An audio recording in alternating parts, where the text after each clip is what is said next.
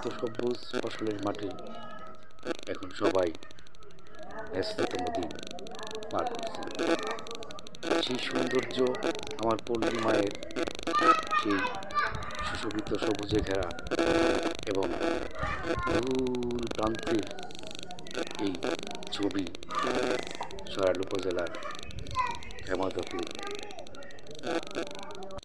ঘাটের আপনারা উপভোগ করুন এবং আমার এই চ্যানেলটি সাবস্ক্রাইব করুন।